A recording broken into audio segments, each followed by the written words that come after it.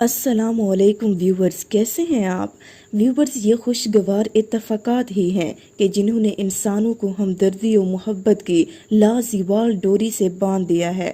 Viewers, Martin plumber اور Brian king برطانیہ کے دو ریسرچرز ہیں۔ حال ہی میں ان کی ایک دلچسپ کتاب بیانڈ کو انسیڈنس شائع ہوئی ہے۔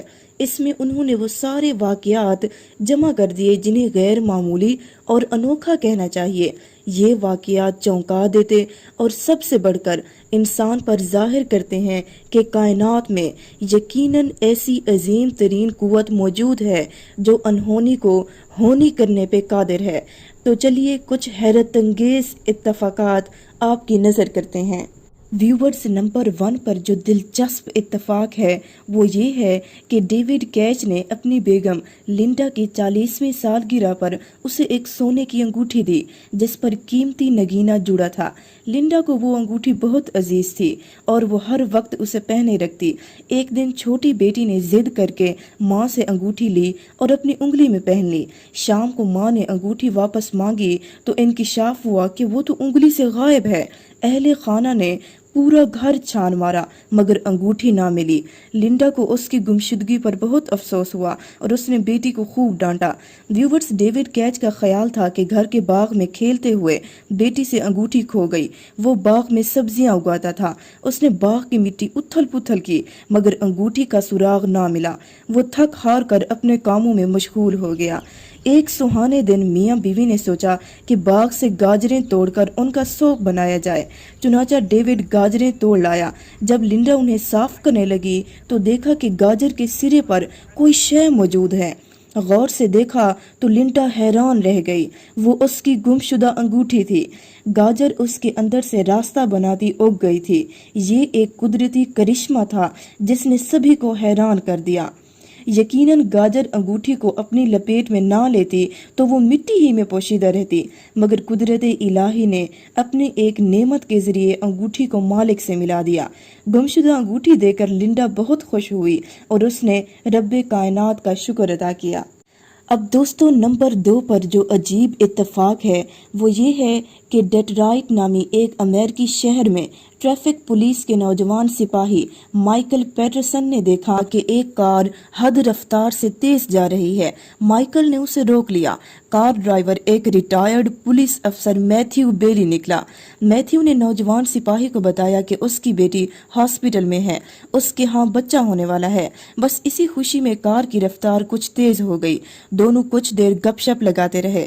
مائیکل نے اسے بتایا کہ وہ بھی دنیا میں اچانک ہی آیا تھا۔ جب ماں درد میں گرفتار ہوئی تو ایمرجنسی والوں کو فون کرنا پڑا۔ تب ایک نوجوان پولیس سپاہی ماں کی مدد کرنے آ پہنچا۔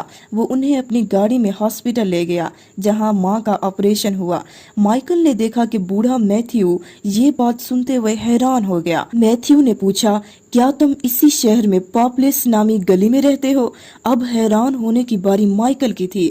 اس نے حیرت سے کہا، آپ کیسے جانتے ہیں؟ بوڑھے ریٹائرڈ پولیس افسر نے مسکراتے ہوئے بتایا، بیٹا تمہاری ماں کو میں ہی ہاسپٹل لے گیا تھا۔